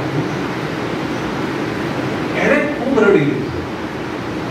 એને મને કહ્યું કે હું ગઈકાલે એટલું રડી ચૂક્યો કે હવે કે મને 7 વર્ષ સુધી રડું નહીં એવું કઈ બોલું એટલે આટલું રડી ચૂક્યા. પછી તમે ઠીક છે યાર તમે રિપોર્ટર છો પણ તમે માણસ પછી તમારે કંઈ પૂછવાની જરૂર નથી, તમારે કંઈ કહેવાની જરૂર નથી, તમારે કંઈ બોલવાની જરૂર નથી, કાંઈ નહીં છે જાઓ. એટલે એ પછી એના વિશે બહુ મેં તમને આજે એટલું કહ્યું મેં એના વિશે લખ્યું હતું 3 લીટી 4 લીટી કારણ કે મને ખ્યાલ છે એ ફિલિંગની વાત છે. લોકોને કહેવાની વાત છે કે આવું બધું થયું પણ એટલે ત્યાં તો માણસ છે. માણસાઈ પહેલી આવે છે. રિપોર્ટિંગમાં તમને ઘણીવાર એટલી ચટાકેદાર આઈટમ મળે કે તમને એમ થાય આ તો કહીને આપણે છાપોટો પડી જશે. મને એકવાર ગુલઝાર સાથેની નાની મુલાકાત યાદ આવે કે મારું એક મેગેઝિન આ જિંદગી લોન્ચ થવાનું હતું તો ગુલઝાર આગલી દિવસે આવી ગયા સવારે 10 વાગે. બીજી પછી રાત્રે ફંક્શન હતું. બીજી દિવસે સવારે 10 વાગે અમદાવાદથી પાછા મુંબઈ જવા નીકળ્યા. 24 કલાક અમે લગભગ રાતના સુવા સિવાયના સમયમાં સાથે હવે તમે કોઈની સાથે આટલું બધું રહ્યો ને પછી કેઝ્યુઅલ થઈ જાય પછી યારી દોસ્તી નિરાની બધી વાત થાય અને આવડા મોટા ગુલઝાર હાથમાં આવે આપણે કોના સુધી 1000 સવાલ પૂછ કરીએ અરે આપ કહાં છે कैसे આમ છે કેટલી બધી વાત એ નોર્મલી વાત હતા. પણ બીજે દિવસે હું જ્યારે એને એરપોર્ટ મૂકવા જતો હતો मैंने कहा दीपक यार तुम पूरा एक दिन से पत्रकार की तरह मुझे तो बहुत पूछे अब मुझे एक मौका दो मैं पत्रकार मैं तुम्हारा इंटरव्यू लेकिन नो दीपक तुमको कितने साल हुए जर्नलिज्म ત્યારે મને કે ખ્યાल જે કે 15 वर्ष ख्याल मैंने 15 साल में तुमने जो सबसे अच्छी स्टोरी जो की है वो मुझे अरे वो तरत याद ना એટલે મેં તમે આમ ઓફર પૂછે મને યાદ ના મેં તો ઘણી બધી કરી મેં કોઈ મોટા की एवरेज नहीं ये कोई सौથી સારી અને मैं आपको वक्त देता हूँ ये बहुत दूर तक तो एयरपोर्ट अंदर दूर છે लेकिन मैं बेहतर डिपार्टमेंट विचार में થોડું કામ સ્ટાઇલિશ સ્માર્ટ જવાબ જ હતો પણ મેં કીધું મને એક સ્ટોરી એવી યાદ આવે કે જે મેં કરી નથી. મેં કીધું એક એવી સ્ટોરી હતી કે મુંબઈનું એક બહુ જ મોટું ઘરેણા જ્વેલરીનો પરિવાર નામ નથી દેતો કારણ કે બહુ મોટો ઘરેણા બનાવતો પરિવાર એની એક પુત્રવધૂને એના પતિ સાથે ગંદુ વાંધો પડેલો અને બંને બહુ જ કૂતરા બિલાડાની જેમ રહેતા હતા અને છતાં થોડીક સમાધાનની શક્યતાઓ હતી. હવે એણે અમારો કોન્ટેક્ટ કર્યો કે એની પુત્રવધુ એ વાત ચગાવવા માંગતી હતી એના સસરા સાસુને બધાને દબાવવા માંગતી હતી એ સીધો પોલીસ કેસ કરવાનું એટલે પેલાને મીડિયાથી પૂછ્યું તો એમાં એણે મને બહુ બધી વાત કરી કે એના પતિ કઈ રીતે હેરાન કરે છે સાસુ કઈ રીતે હેરાન કરે છે. હવે એકચ્યુઅલી આ સ્ટોરી છાપતી જ જોઈ કે મોટા ઘરનો પરિવાર એક સ્ત્રીને આટલી બધી હેરાન કરે છે. પછી મેં એના ઘરે ફોન કર્યો તો મને થોડીક હિન્ટ મળી કે એ લોકો એની ઓમને માફ કરવા ગયા છે કે આપણી કોઈ બધું તો પડતું એ લોકો કદાચ પોતાની રીતે સાચે પણ આખી સ્ટોરી મેં લખીને બધી 5 વાર વાંચી પછી તોય મને એમ થયું કે એ લોકોની સ્ટોરી બીજા કોઈ લીધી નહોતી એવું મને થોડી સરખોડી શંકા ગઈ કે ચિત્રલેખામાં ગયા છે ગુજરાત સમાચારમાં ગયા છે છેલ્લે મારી પાસે પણ મેં કહું આમાં લખીશ ને તો એક શક્યતા એવી છે કે અત્યારે તો સમાધાનની 5% શક્યતા છે પણ એકવાર આ છપાઈ ગયું એ વસ્તુ છપાય ને પછી આખી વસ્તુ બહુ બદલાય છે પછી આખી દુનિયા આજે તમે સોશિયલ મીડિયા ઉપર ધ્યાન રાખો તમારે કોઈને બહુ વાંધા પડે તો ઇનબોક્સ પર લખો જાહેરમાં તમે કોઈને વખાણ કરો ટીકા કરો ને તો એની ઓલા માણસ પર બહુ અસર પડે કે તે 5000 માણસોની હાજરીમાં મને આવું કહ્યું એટલે બીજા લોકો સુધી વાત પહોંચે છે તેની બહુ મહત્વની બને છે. એટલે ત્યારે મને એવો વિચાર આવ્યો કે જો આ વાત છપાઈ ગઈ એકવાર તો પછી પેલો પરિવાર કે આખી દુનિયામાં છપાઈ ગયું, હવે તો આમાં સમાધાન થશે નહીં. એટલે મેં કીધું મારી એક સ્ટોરી જે મારા તંત્રી વખાણ છે, મારા બધા વાચકો વખાણ છે, ચટાકેદાર છે, એમાં બહુ જ મસાલો છે, પણ એને કારણે એક લગ્ન ભૂલે ચૂકે સંધાવાની શક્યતા મટી ગઈ. એટલે મેં આખી સ્ટોરી ત્રણ લખેલી, મેં ફાડી નાખી, ટોપિકમાં હતી પણ પ્રિન્ટ તો ફાડી નાખી. કે મારા તંત્રી મંત્રી દીપકની સ્ટોરી આપણે ત્રણ પાના રાખ્યા છે, મેં જવા દઈએ ફાડી નાખી કે એમ થોડું ચાલે, આ ત્રણ પાના કોણ ભરશે, એવું હું ભરી. બીજી સ્ટોરી તમને ગમે ત્યાંથી લાગે તો તમને પાછળ મેં બીજી સ્ટોરી આપી, આ રહેવા દે. તંત્રી મને બહુ જ ખરાબ રીતે એક સુંદર મજાના તંત્રી જે અમારી સાથે રહેલા એ જ બધા એ તંત્રી મને હાથો પકડાવ્યો, પણ એ સ્ટોરી મેં ન છાપી એટલે મેં ગુલજારને કહ્યું, મેં કીધું આ એક સ્ટોરી જે મેં કરી હતી પણ ન કરી, કારણ કે મને જવાબદારીની ભાવના લાગી. યાર આમાં છે ને આપણે તો પિક્ચર લખતા લખી નાખ્યું, એટલું લઈ લીધું આપણે, પણ લોકોના જીવન ઉપર એની શું છે. ગુલજાર એટલા રાજી થયા, એને મને એક ખાંટી વાત કહી, હું તમને રિક્વેસ્ટ કરું છું, હું બધાને કહી કહેતો કે તમે આ તમારા સિવાય કોઈ ના, કારણ કે ગુલજારે મને એમ કીધેલું તું કોઈને ન, પણ આ વાર્તાઓ તમને કહું છું કે ગુલજાર કે મારી એક આવી સ્ટોરી છે કે એકવાર એક પાર્ટી હતી, તો ગુલજારે તેને જોવા ન એ શીખ છે, હું તો પાઘડીધારી શીખ છે, અને શીખોમાં અગ્નિ બહુ પવિત્ર, અને અગ્નિની કોઈ મસ્તી નથી, અગ્નિ સિગરેટ ન પીવે. તમે આજ સુધી એક શીખ એવો જોયો છે કે બીડી કે સિગરેટ પીતો નહીં જોયો. એ દારૂ પીને આમ પેટ પીપળા જેવા કર્યા છે, પણ સિગરેટ ના આપી, કારણ કે અગ્નિ પવિત્ર. તો ગુલજારના જે સગા છે, જે ફુવા, ફઈ, કાકા, મામા, એટલે હું તમને કહું રેકોર્ડ કરું, કારણ કે બધા હવે ભૂલી ચૂક્યા છે, કારણ કે ગુલજાર પોતે તો એવા ગુલજાર સિગરેટ પીતા એટલે એક માણસે ફોટોય નહોતો પાડ્યો. એને ફિલ્મફેર કે કોઈ જે મેગેઝિનમાં છપાયું એને લખ્યું કે પછી પાર્ટીમાં આટલા લોકો હતા, ગુલજારે એક બે સિગરેટ પીધી આ છે. હવે એ ભૂલે છે કે એ મેગેઝિન એના સગાઓ જે લિમિટેડ સગાઓ જેમાંથી કોઈના હાથમાં ગયું, ફુવા છે, મામા છે કે કાકા છે, અને એ લોકોએ સંપીને ગુલજારનો આજીવન બહિષ્કાર કર્યો. એક પત્રકારે એક વાક્ય લખ્યું કે પાર્ટી કોકની હતી, વાતે બીજી હતી, એમાં ભૂલે તો એક વાક્ય લખાયેલું ગુલજારે સિગરેટ પીયા હતા. એને કારણે ગુલજારે એના સૌથી નજીકના 5 લોકો સાથે આજીવન અબોલા બેઠવા. એટલે બહુ જ મોટી જવાબદારી બને. તમે એક એક અક્ષર લોકો છો ને ક્યાં કેટલો શું પ્રભાવ પડે આપણે માપી જ નથી. એટલું બધું અઘરું હોય છે. એટલે લખતી વખતે ખૂબ ડરો, ભલે 25 વાર વાર લાગે. પૂછતી વખતે તમે ઠીક છે, ઘણી વાર પેલો માણસ એને પોતાને, મેં તમને કેવું બોલી ઝવેરી પરિવારની કોઈ સ્ત્રી, એને પોતાને કદાચ ખબર નહીં હોય કે આના રિપરકશન શું આવે, પણ તમને ખબર હોય. એ તો બોલતા બોલી ગયા, પણ આપણે ધ્યાન રાખવું કે આપણે છાપવું છે. એટલે એ ઇન્ટરવ્યુનું એક પાસું છે કે ઇન્ટરવ્યુ તો ઘણી વાર, અત્યારે હું આમ જોશમાં બોલી ગયો તો મેં તમે મને સારો રોક્યો કે ઉભા 1 મિનિટ રેકોર્ડિંગ થાય છે, કારણ કે હું તો બહેકાવામાં આવી ગયો. પણ એ સાચા ઇન્ટરવ્યુ છે. એણે મને કહ્યું કે 1 મિનિટ ઉભા રહ્યો, આ છાપવું કે આ વાત છે કે તમે સ્પીકર ને ત્યારે ભલે બધો કચરો મળે, પણ પછી તમને તમારે પોતે બહુ ધ્યાન રાખવું પડે. અને ઇન્ટરવ્યુ લેતી વખતે તમને બરાબર ફોકસ હોવું જોઈએ. તમારે ડાબે જમણે બને કે ન જોવું, ક્યારેક જવાય છે. એકવાર અમે ડાબે જમણે એવા ગયેલા વિચિત્ર, એક કોઈ ધર્માધિકારી કરીને મહારાષ્ટ્રમાં માણસ હતો. એણે એવું જાહેર કર્યું કે એક એકર 10 ગુંઠા, બહુ જમીનનો નાનો ટુકડો, આ વર્ગફ્રન્ટથી થોડો વધારે, કે એટલી જમીન ઉપર 4 જણનો પરિવાર સરસ રીતે રહે. એ સર્વોદય ગાંધીવાદી હતા. મેં આપણે તો આ સ્ટોરી સારી થાય છે. એટલે પછી હું ને આ અમારો પેલો ફોટોગ્રાફર પ્રસાદ લોકે 2 જણા ગયા મુંબઈથી દૂર, ક્યાંકથી દૂર. દીપક સચદેવ નામનો માણસ હતો, આવી કેમિકલનો પ્રયોગ કરતો હતો. તો સવારે વહેલા નીકળ્યા, બહુ રીતે ચાલો યાર બહુ તડકો થાય પેલા પહોંચી જાય, અમે ત્યાં બગડો છું. તો ત્યાં 9-10 વાગે પહોંચ્યા.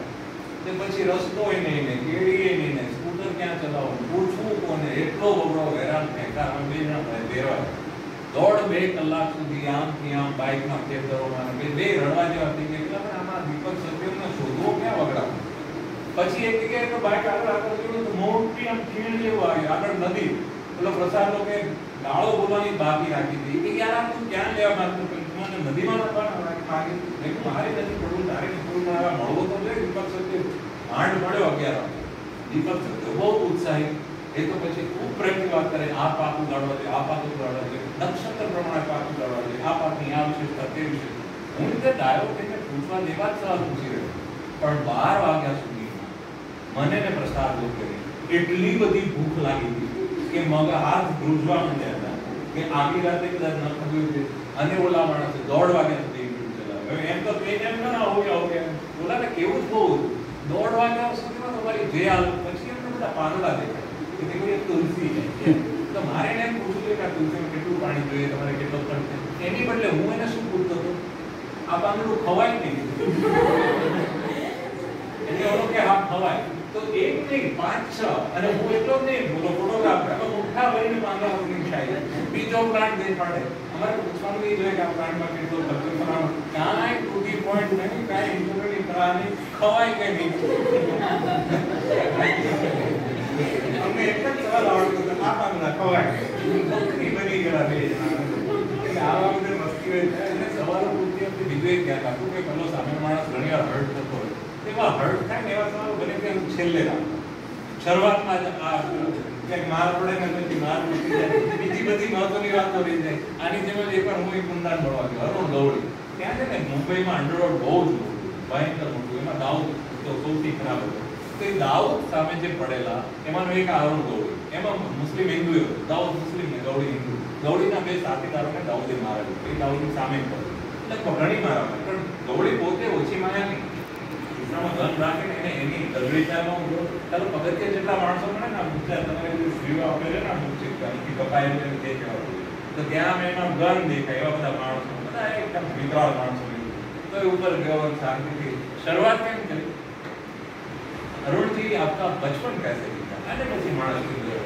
આખી વાતો કરીને બધું પૂછ્યું છેલ્લે મેં પૂછ્યું એ બોલા રામલીલામાં લોચો પડેલો મેં આખી શીખી ગયેલો પૈસાની વાત છેલ્લા કરી એટલે છેલ્લે મેં પૂછ્યું મેં તમારી આવકનું સાધન છે મને ખબર છે એની આવકનું સાધન એનું આવકનું સાધન ગુંડા લોકોને ધમકાવે છે હું તમને પ્રોટેક્ટ કરી દઉં મને પૈસા આપો લોકોને મારી ડરાવીને પૈસા કમાય આટલી સાદી વાત છે પણ મને એવી ખુલ્લી કે એના મોઢે હું કહું હું તો આવી રીતે આવક મેળવું એટલે મેં કીધું તમારું આવકનું સાધન છે तो जरा के चेहरो कड़क थयो कौन राजकारणी भाजी पाला का व्यापार है शाक भाजी में सुबह ट्रक आते हैं नासिक से फिर मंडी में आते हैं हमारा उसको ले जाते એટલે આપણને દયા આવી છે કે અરુણ ગવળી મૂળા ને રીંગણા ને બધું વેચે ભાજી મૂળાની જે માણસોને કાપતો માણસ પણ આવા સવાલો બને ત્યાં છેલ્લે પૂછવા અને બાકી તો હવે હું થોડા પોઈન્ટ લખીને આવ્યો લેવો મતલબ પૂછવું એવું નથી ઇન્ટરવ્યુનો એક પ્રકાર મૌન પડો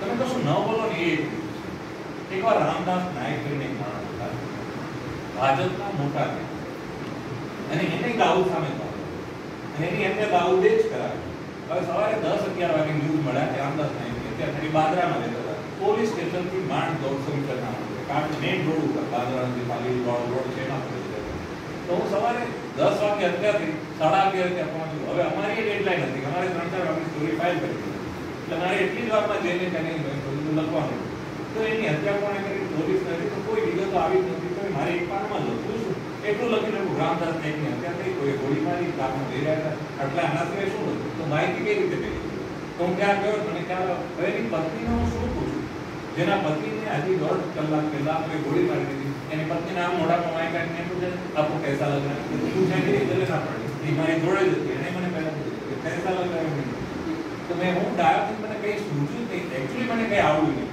એટલે હું સીધો જાણે મારા ઘરમાં અવસાન થયું એમ એક મહિલા જેની પત્ની હતી રામદાસ એની હું બાજુમાં બેસી ગયો થોડે દૂર હવે એ પેલો સાઉથ ઇન્ડિયન હું સાઉથ ઇન્ડિયન જેવું ઘણાને તેમ લાગ્યો કે ભાઈ मैं कશું ન કર્યું હું 1.5 કલાક ત્યાં બેસી ગયો નોટ કાગળ પેડ બધું છુપાવે નામ મોઢું મને એટલું જાણે દુઃખ થયું મારા મને ઘરના હમણાં ગુજરી ગયો પણ એ દરમિયાન જેટલી બધી વાતો થઈ એ બધી મેં સાંભળી અને 12 વાગ્યાની સ્ટોરી સારી બની હતી દુઃખ થાય આપણને પ્રસંગ દુઃખદ હતો પણ એમાં એ ઇન્ટરવ્યુમાં એક પણ અક્ષર નહોતો બોલ્યો એટલે એટલે ઇન્ટરવ્યુમાં ક્યારેક આવું થાય કે તમે આવી કોઈ ઘટના હોય તો તમે કંઈ પૂછવાની જરૂર ચૂપચાપ બેસો કંઈ હલો નહીં સ્થિર તો એ તમારો ઇન્ટરવ્યુ સારો હોય એટલે ઇન્ટરવ્યુમાં તો ઘણું છે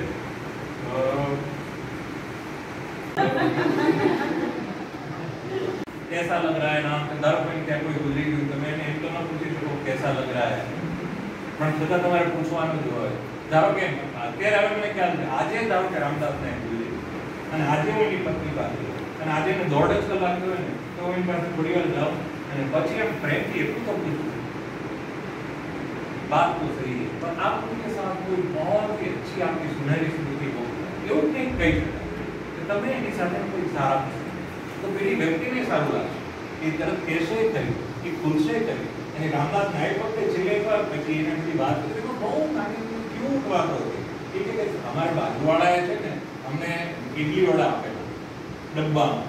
એ કે આપણે ત્યાં તો નિયમ કે ખાલી ડબ્બા પાછા ના પડે, એટલે કે અમે એને પછી કેટલા ને બીજું કે અમે દાળ ભાત બનાવીને આપેલા. તો એ રામ નાયક એને જ્યાં દેવા જતા હતા ત્યાં એને ગોળી વાળી. હવે આવી સારી સારી વાતો છે કે સ્ટોરી બને, પણ એવું તમે ને કોરોનામાં એ પૂછી ન શકો કે કઈ રીતે બહાર જઈ રહ્યા હતા, એનો ડબ્બો હતો કે નહીં, એમાં દાળ ભાત એવું પૂછવાથી ન થાય.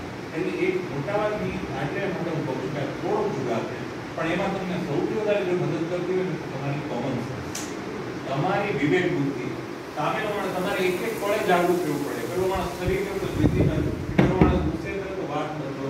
અને સાહિત્યની તેની કોઈ પણ બીજું ફરીથી તમને કહું કે આપણા પૂર્વગ્રહ હોવાના તમે કોઈને પણ પૂછવા જાવ તો તમારી જાત વાત કરીને ધારો કે સાહિત્યકારને કે ક્યાંય પણ, તો એમાં સૌથી વધારે જાત બે વસ્તુ કામમાં આવે. એક, તમારા મગજમાં કેટલું ભરેલું છે, તમારું મગજ કેટલું સમૃદ્ધ છે, તમે કેટલું વાંચેલું, તમે કેટલું જાણેલું છે, તમને મહેન્દ્રભાઈ કેટલા ઘડ્યા છે, તમારું ઘડતર, તમારી સજ્જતા, તમારું વાંચન, તમારી મહેનત આખી જિંદગીની, તમે 7મા ધોરણમાં ખેતરમાં બેસીને કંઈક વાંચ્યું છે એ પણ તમને છે કે ત્યાં ક્યારેક કામ આવે. એટલે તમે જેટલા સજ્જ, જેટલા તમારા તાકાત છે, જેટલું તમે વાંચ્યું છે, જેટલું તમે પચાવ્યું એ બધું કામ આવે. એટલે એક તરફ આ ભરેલું મગજ કામ આવે અને બીજું બાજુ આ ખાલી, જેમાં તમે એને પૂરા સાંભળો તૈયાર. પણ વારમાં ક્યારે સવાલ પૂછવાના આવશે ત્યારે જેટલા તમે સજ્જ હશો ને એટલા તમે સવાલ પૂછશો. હવે અત્યારે જ આવે ચાલો ને આપણી વાતો બહુ છે, આપણે દીકરી કરીએ, આપણે દીકરી તમે અમારે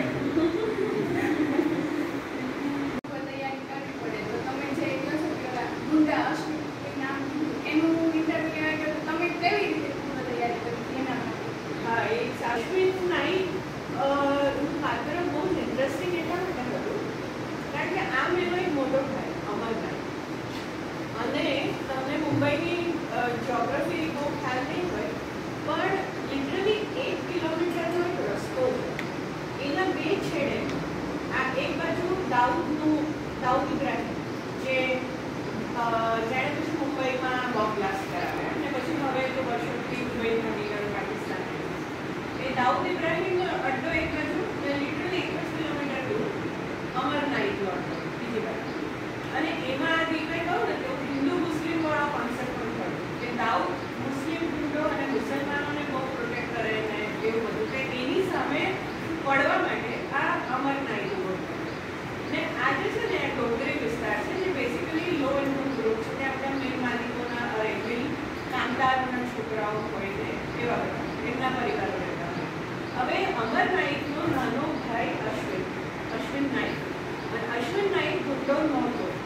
અશ્વિન નાઈક ખૂબ જ હોશિયાર વિદ્યાર્થી હતો અને એન્જિનિયર થયેલો ભણીને.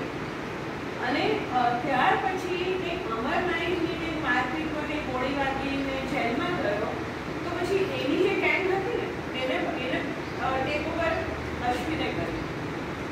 એટલે અગેન આ બહુ જ ઇન્ટરેસ્ટિંગ વાર્તા, સેમ વાર્તા ગોડફાધર મૂવીમાં છે. જો તમને કદાચ રસ પડે તો એ મૂવી જોજો. ગોડફાધરમાં એવું છે કે એક ઇટાલિયન ફેમિલી છે જે અમેરિકામાં આવું જ અંડરવર્લ્ડનો ડોન છે જે બાપ છે તે પછી એના 3 દીકરાઓ છે અને 2 દીકરા નાલાયક છે અને ત્રીજો જે સિન્સિયર છે, હોશિયાર છે અને અમેરિકન આર્મીમાં છે. છેલ્લે એને આપીને બાપનો અંડરવર્લ્ડનો ધંધો ટેક ઓવર કરવો પડે છે, માઇકલ કોરિયર અને ડોન કોરિયર. તો તેવું આ અશ્વિનનું હતું. હવે એને લીધે શું થાય કે ત્યાર સુધીની જે ઘટનાઓ હતી ને એ બધી ન્યૂઝમાં આવતી જ હતી કે અમર નાઈકનું આમ ને અશ્વિનનું આમ ને દાઉદ ઇબ્રાહિમનું આમ. અશ્વિનની વાઈફ ગુજરાતી કચ્છી યુવતી હતી, એ લોકોના લવ મેરેજ હતા, સેમ ચાલમાં રહેતા હતા લોકો. એટલે આ બધી ન્યૂઝ ત્યારના જેટલા પણ હતા તે વાંચીને મેં તૈયારી કરેલી. અને એ રીતે મારા મતલબ શું સવાલ આપણે પૂછવા છે એનો થોડો કામ હતો.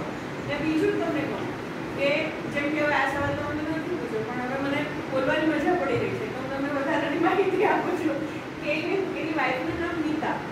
તો એ નીતાની સાથે મેં ઓળખાણ કરી અને એને હું લગભગ 2-3 વાર મળી. એને મેં કન્વિન્સ કરી કે તું મને તારી સાથે મુલાકાતીના સમયમાં જેલમાં લઈ જા. અને એ તૈયાર પહેલી તકે તૈયાર નથી થઈ ગઈ કારણ કે એ બધું સેન્સિટિવ થઈ. કોઈ ફર્સ્ટ ઓફ ઓલ તો જેલવાળાઓને ખબર ના પડવી જોઈએ કે આ જે મુલાકાતી છે છે તે ફેમિલી મેમ્બર નથી ને પત્રકાર છે, કારણ કે બિલકુલ ઇલીગલ વસ્તુ છે, એ લોકો ના કરે. એટલે એને માટે મારે નીતાને બે ચાર વાર મળવું પડ્યું, એને સમજાવવી પડી, એને કન્વિન્સ કરવી પડી. અને હા, આમ અહીંયા મુદ્દો લખ્યો પણ હતો કે જ્યારે કોઈ મુલાકાત આપવાની ના પડે ને ત્યારે એક સૌથી મહત્વનું ટેક્ટિક શું છે કે ભાઈ અમે તો રિપોર્ટિંગ, અમે તો અમારી સ્ટોરી કરવાના જ છે, પણ અમને તમારી સાઈડનું વર્ઝન પણ સાંભળવું છે. બરાબર, તમારી શું સ્ટોરી છે, તમારો શું પોઈન્ટ ઓફ વ્યૂ છે એ જાણવામાં પણ અમને રસ છે. અશ્વિનભાઈ તો ગુંડો જ છે, પોલીસ એવું કહે છે, પોલીસે એને જેલમાં નાખ્યો છે, પણ તમને તો એવું લાગે છે કે તમારો વર નિર્દોષ છે, તો એને માટે તમારો વર મારી સાથે વાત કરે તો હું એની વાત પણ મારા મેગેઝિનમાં લખું. એટલે એ રીતે પછી મેં એને કન્વિન્સ કરી અને એ રીતે ઇન્ટરવ્યૂ કરી છે. એમાં છે ને આને કહ્યું કે મેં એક વાત હું તમને ઉમેરું કે કોઈ પણ ઇન્ટરવ્યુ ને બે વસ્તુ તો ખાસ યાદ રાખવી. એક, એ માણસ સારો નથી ને ખરાબ એવું તમારા મગજમાં હોવું જોઈએ કે નથી સારો નથી ખરાબ. દુનિયાનું કોઈ પણ પ્રોફેશન આ અંડરવર્લ્ડની વાત કરે છે. હવે આ નીતા ને અશ્વિનની તમે સ્ટોરી તમે સાંભળો, તમને નોર્મલ તમને દયા આવે. એટલે અંડરવર્લ્ડ એટલે આપણા મનમાં છાપ છે અંડરવર્લ્ડ એટલે ખરાબ, એમ નથી. આ બધા પ્રોફેશન હોય. રાજકારણ બહુ જ ગંદુ હોય છે પણ પ્રોફેશન હોય છે. આપણે એમાંથી બહાર હોઈએ છીએ ને એટલે આપણી જાતની મજા છે. આજે તમે કહો હું અશ્વિનની જગ્યાએ હોય કે મારે પેલા ગોડફાધરના નાના દીકરાની જેમ જવું પડ્યું હોય, અથવા હું આજે રાજકારણમાં હોય, માની લો આજે નરેન્દ્ર મોદી હું કે ગુજરાતનો ચીફ મિનિસ્ટર હોઉં, તો મારે મોટા ભાગના પગલાં બધી હું ડાઈ વાત પત્રકાર તરીકે કરતો હોઉં, એ મારું કામ છે હું કરું. પણ છતાં મારે એ નમ્રતા રાખવી જોઈએ કે હું ક્યારેય મુખ્ય પ્રધાન બન્યો નથી. આજે મારે એમનો ઇન્ટરવ્યુ લઈને કે કોઈ પણ રીતે પછી રિપોર્ટ લખવાનો હોય, અમે બધા પત્રકારો આ ભૂલ કરતા હોઈએ. મેં પણ આ બહુ વાત કરી છે. અમે આખી દુનિયાને સલાહ કે અમેરિકાના પ્રમુખ જે છે બાઇડેન, એને આવી રીતે કરવું જોઈએ. ચલો બાઇડેન એક તો ગુજરાતી કે અંગ્રેજી કંઈ નહીં વાંચતો તો અમે એને સલાહ આપી. પહેલી વાત એ છે હું ક્યારે બાઇડેનની ખુરશીમાં બેઠો છું? શું મને ખબર છે બાઇડેન હોવું એટલે શું, મોદી હોવું એટલે શું, રૂપાણી હોવું એટલે શું, જિલ્લાના કલેક્ટર હોવું એટલે શું, મને નથી ખબર. એટલે એક તમારે મનમાં રાખવું પડે કે હું જેનો ઇન્ટરવ્યુ લઉં છું ને એની જિંદગી શું જાણતો છું. એટલે મારે તો એની પાસેથી જાણવાનું. એટલે એ સારો છે કે ખરાબ છે, અંડરવર્લ્ડ વાળો છે કે આ પક્ષનો છે કે આ વિચારધારાનો છે, બધું ભૂલીને એને માણસ તરીકે, પરિસ્થિતિ તરીકે કોઈ પણ જજમેન્ટલ લેવલ વગર. એટલે બે વસ્તુ યાદ રાખવી કે સારો નથી ખરાબ એ મારે જાણવાનું. અને બીજું કે ઊંચો નથી નીચો. આ બહુ જરૂરી છે. આ તો જીવનમાં આખા જગતમાં આપણાથી ઊંચું કોઈ નથી. ન મોદી, ન ભગવાન, ન કોઈ, અને નીચે કોઈ નથી. દલિત કે ફરાર, એ બધા મનુષ્ય છે, બધા જીવ છે. એટલે આ જો મનમાં ગોતરી રાખવું હોય ને કે કોઈ મારાથી ઉપર નથી, નીચે નથી, અને કોઈ સારો નથી, ખરાબ નથી, ધેન ઓનલી તમે સારા ઇન્ટરવ્યુ બની શકો. આ બે વસ્તુ ઘણા ઇન્ટરવ્યુ મેં જોયા છે કે ધારો કે આજે મોદી સાહેબ ઇન્ટરવ્યુ આપે તો હું તમને કહું, લખીને કહું 80% પત્રકારો અહોભાવને કારણે જજમેન્ટલ લેવલ કરી દે કે એમાં શું છે યાર, મોદી નહીં, મારો ઇન્ટરવ્યુનો સબ્જેક્ટ. એટલે એને તમે અપમાન જરા પણ ન કરો, ઉતારી ન પાડો, ધિક્કારો નહીં, પણ ઊંચા તો ન. સાચો પત્રકાર, સાચો ઇન્ટરવ્યુઅર એ છે જે પોતાના સબ્જેક્ટને ઊંચો કે નીચો કે સારો કે ખરાબ નથી હોતો. એ ખુલ્લા મનથી જાય છે કે આ હું બંધુ અને આગળ વાત કરીશ તો જ એ વાત થઈ શકે. બાકીની તરફ થઈ. એટલે કેફીને મેં આ સવાલ પૂછ્યો, એટલે તો સૌથી પહેલા સંગીત પ્રમાણે શબ્દો ફિટ કરી આપનારા એટલા ક્રિએટિવ એમાં જો હતા ખરું ને, અને એ ફળ ગયા. અને પછી અડધી કલાક સુધી અરે બહુ ક્યાંથી મેં એમ કરીને થયું થયું પછી એ બધી વાત. પણ એવું ત્યારે તો મને જૂનું થોડું નોલેજ હતું અને કઈ રીતે ઉશ્કેરવા અને કઈ રીતે બોલવા, એટલે ખબર ન હોત મને આનો કઈ પણ ઇતિહાસ ખબર ન હોત તો મને બસ મને વીમા એજન્ટની ગાળ થાય ને જશે. હવે એમાં મુંબઈમાં એકવાર અમને ફિલ્મ જોવા માટે પ્રીમિયરના ટિકિટો આપવામાં આવે. તો ફિલ્મનો પ્રીમિયર એવો હોય કે આખા ગામના બધા મહાન માણસો બોલાવવામાં આવે. એક ગોડઝિલા નામની ફિલ્મ એ જ્યારે બહુ મોટી હતી, અત્યારે બીજી એક ગોડઝિલા રિલીઝ થઈ જ્યારે તો ગોડઝિલાની ટિકિટ મને આપવામાં આવી. મારે એનો રિવ્યુ લખવાનો હતો કે તમે જાઓ, 2 ટિકિટ હતી. એટલે મેં એટલે કીધું ચાલ આપણે ગોડઝિલા જોવા જઈએ. મુંબઈનું સૌથી સારું સ્ટર્લિંગ હતું કે સ્ટર્લિંગ. તો સ્ટર્લિંગમાં રાતનો શો 9 થી, અને અમને કે 9 વાગે છૂટી હોય તો 9:30 10 અગિયાર શરૂ થાય. તો હું આને લઈને નવો ભણેલો અને સ્ત્રી પુરુષમાં રહેવાનું. સ્ત્રીઓ છે પુરુષ સામે જોવે કે આ મને બરાબર લાગશે, મને ભૂખી નહીં મારી, બધું હોય એટલે હું આના બળથી લઈ ગયો હાથ પકડીને જે સ્ટેશને પહોંચ્યા ત્યાં મને યાદ આવ્યું કે મારા કિસ્સામાં માત્ર 11 મેં એને એમ કહ્યું કે તને ઇન્ડોરમાં થમ્સઅપ પીવડાવી ને હા કરાવી એટલે આ મારો સૌથી ખરાબ અનુભવ. એણે મનમાં મને ઘણી ગાળો દીધી છે કે આવું કોને પરણી ફિલ્મ જોવા લઈ જાય નહીં કે ખવડાવે નહીં પીવડાવે ત્યાંથી ટેક્સી એની ઘરે ચલાવીને લઈ જશે ચર્ચગેટથી અને પૈસા વગરના માણસો કઈ રીતે આપણે વાહને પકડશું? આ તો કેવો માણસ એવું હું મનમાં ખબર જાણતો કે આપણને ગાળો પડી ગઈ. પછી ત્યાં ગયા એટલે આ સૌથી ખરાબ. પછી ઇન્ટરવલ પડ્યો અને એમાં ઓડિયન્સ એટલે આમ આગળ સુનિલ ગાવસ્કર બેઠા આખું રોજ મુંબઈના બધા માનતો.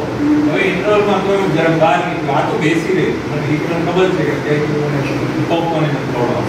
હવે ત્યાં એક જણ ઓલા બધા કાઉન્ટર પર વિશાલ પોપકોર્ન નહીં સર ઓન ધ હાઉસ એટલે કે આ થિયેટરના જેટલા લોકો છે અને બધાને બધું ખાવા પીવાનું મફત છે. એક પોપકોર્ન એક પેપ્સી અને હું લઈને ગયો ત્યારે મારા પર જેટલી રાજી થઈ એની યાદ છે એટલે આ સારો પ્રસંગ કે ખરાબ પ્રસંગ છે.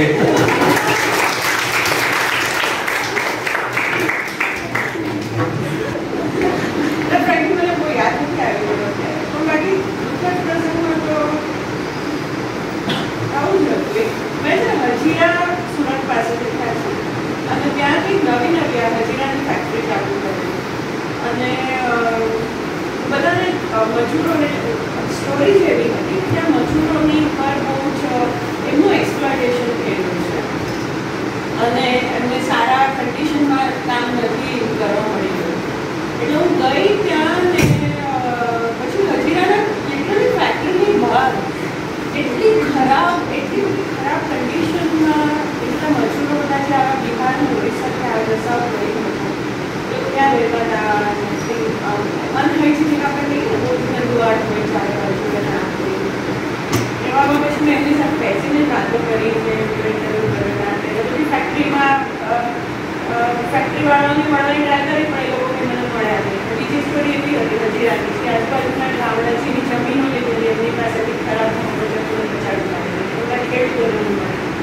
એટલે overall it was a very sad very tragic story. અને આમાં શું થાય એ હું તમને કહેવા માંગુ છું કે આપણે એક બાજુ આપણે કહીએ કે આપણે સ્થિતિપ્રજ્ઞ રહેવું જોઈએ, આપણે ઓબ્જેક્ટિવ રહેવું જોઈએ પણ નથી રહેવાનું. ઘણી વખત તમે આવી રીતે લોકોની પરિસ્થિતિ જુઓ, ખરાબ હાલત જુઓ તો આપણને બી અસર થાય. મને કે ઓલમોસ્ટ એ સ્ટોરી લખીને પૂરી કરી ત્યાં સુધી આઈ વોઝ અપસેટ કે કેવા દુઃખ હોય છે, લોકો કેવી ખરાબ પરિસ્થિતિમાં રહેતા હોય છે, કેવી ટ્રેજિક હોય છે. સારા પ્રસંગોમાં તો એક તો આ મને અભિનંદન મળે એ સારો પ્રસંગ છે. એટલે અમારા લવ મેરેજ છે અને અમે લોકો અભિયાનમાં સાથે કામ કરતા હતા એટલે આ બેટી વાત કરી એ તો અમારી હજી મજાક કરે. હું ઇન્ડિયા ટુડે દિલ્હીમાં હતો. આ સ્ટોરી સારી બહુ સારું મેગેઝિન આજે જ તમે જાણતા હો ઇંગ્લિશ ને આ બધા મોટા મોટા માણસો અરુણ પુરીને શેખર ગુપ્તા પણ તોય મને કોણ જાણે અચાનક મૂડ આવ્યો તો છોડી દીધું અભિયાનમાં. ત્યાં એટલી બધી માથાકૂટો થઈ બધા એટલા સમજાવ્યા શેખર ગુપ્તા અડધો કલાક સુધી પણ મેં કહ્યું ના મેં બધું જાઉં. પણ પછી ટ્રેનમાં હું આવતો હતો દિલ્હીથી ત્યારે મને ત્યાં દીપક તું આવો કેવો તું શું કામ યાદ કરી દિલ્હીમાં દુઃખ શું છે? દિલ્હીમાં મોકો નથી. આજે જર્નલિઝમમાં ભારતના જર્નલિઝમનું કાબા મક્કા કાશી જે કંઈ હોય દિલ્હી છે. દિલ્હીથી મોટું કંઈ નહીં. ત્યાં મને સરસ નંબર 1 મેગઝીન ઇન્ડિયા ટુડે એટલે ગુજરાતી પણ બહુ પ્રેસ્ટિજિયસ કહેવાય. એ છોડીને કમ્પેરેટિવલી બહુ નાના મેગઝીન અભિયાનમાં મુંબઈમાં આવી રહ્યો હતો. રસ્તામાં વિચારતો હતો અને ત્યારે મને સમજાતું નહોતું શું કામ આવી રહ્યું પણ હવે મને સમજાય હું આને ભણવા આવ્યો. એટલે એમાં એવું છે બીજા દિવસે મને મળ્યો તો એક રિપોર્ટર સ્કૂલ હતો ત્યારે અભિયાનમાં રિપોર્ટર અને બેસવાની જગ્યાએ આવા બાગડા જ હતા 4 બાગડા હશે. તો હું બેસીને મારો લેખ લખી રહી હતી ને કંઈક આગલા જે દિવસે જોડાયો તે દિવસે રિપોર્ટિંગ પર નોકરી તો ઔરંગાબાદ એટલે પાછો આવ્યો બીજા દિવસે મને મળ્યો ત્યાં રિપોર્ટર સ્કૂલમાં. એટલે પછી એમ નોર્મલ ઓળખાણ કે ત્યાં નવા કોઈ રિપોર્ટર આવ્યા છે કે કોણ છો ને શું નામ ને ક્યાંથી આવ્યા. પછી મેં એને એક સવાલ પૂછ્યો એટલે બધા જ પૂછ્યું આટલું મોટું દિલ્હીનું મેગઝીન છોડીને અહીંયા શું કામ આવ્યું? એટલે કે ખબર નહીં બસ એમાં મન થયું આવી ગયું. એટલે એ દિવસે અમારી વચ્ચેનો સ્ટાન્ડર્ડ જોક છે. એ મને એમ કે ત્યારે મને ખબર જ નથી